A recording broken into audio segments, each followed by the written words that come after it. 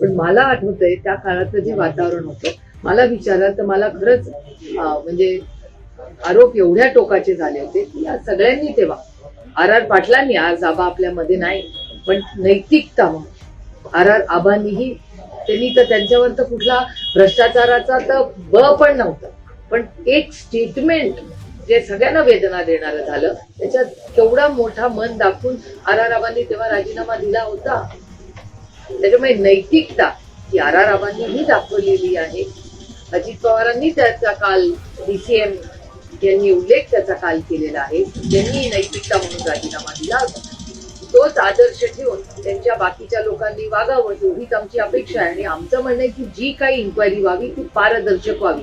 आणि आमचा का नैतिकतेबद्दल आम्ही म्हणतो, आता तुम्हीच बघा, म्हणजे मला कधीच वाटलं नव्हतं की सुरेश धस जाऊन त्यांना भेटतील, पण जेव्हा बावनकुळेजीच म्हणाले की अशी मीटिंग 4 तास झाली, आमच्यासारख्या लोक, आम्हाला ह्याच्यात कधीच राजकारण आणायचं नाही. उद्याही मी राजकारण म्हणून जातच नाही.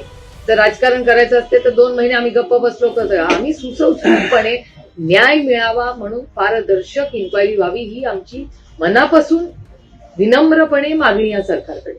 पण जर सरकार अशा मॅनेजमेंट आणि कॉम्प्रोमाइज वगैरेच्या बातम्या येत असतील ते अस्वस्थ करणारे, आणि हे माणुसकीच्या नात्याने आम्ही